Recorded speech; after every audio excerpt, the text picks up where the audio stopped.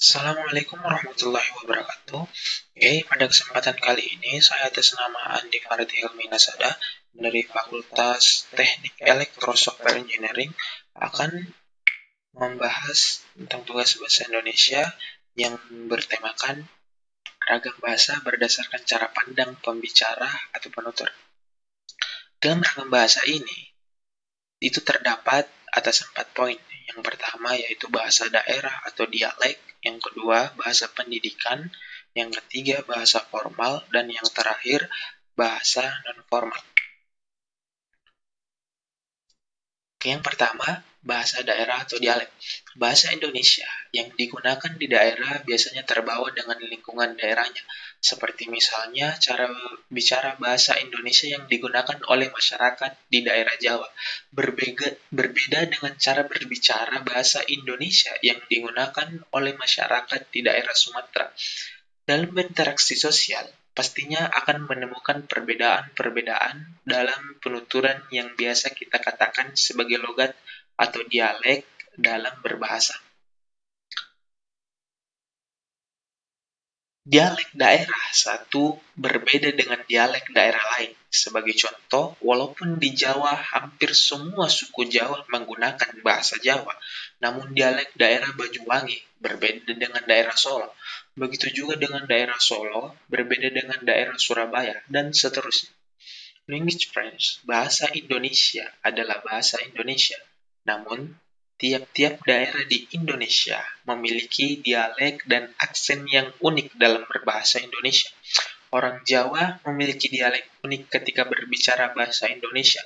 Begitu juga orang Aceh, Batak, Manado, Bali, Madura, Sunda, Bugis, hingga Papua dan suku-suku lainnya. Yang kedua, yaitu bahasa pendidikan.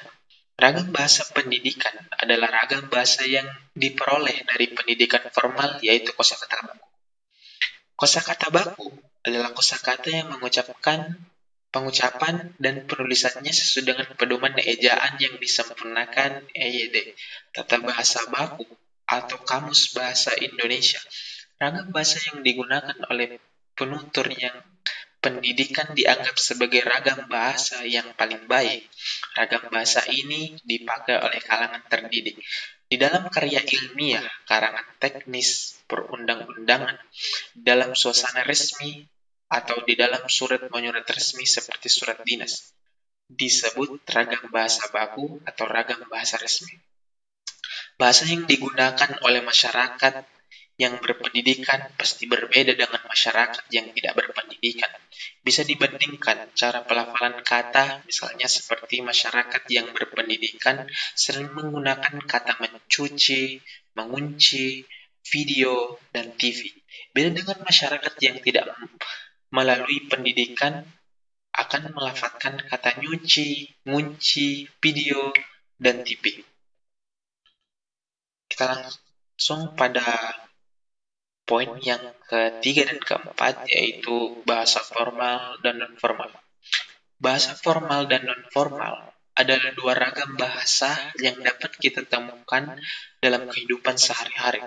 Bahasa formal adalah bahasa yang penulisan dan penggunaannya sesuai dengan bentuk dan bunyi yang telah ditetapkan sebagai bahasa baku. Adapun bahasa non-formal adalah bahasa yang penulisan dan penggunaannya tidak sesuai dengan kaidah bahasa baku.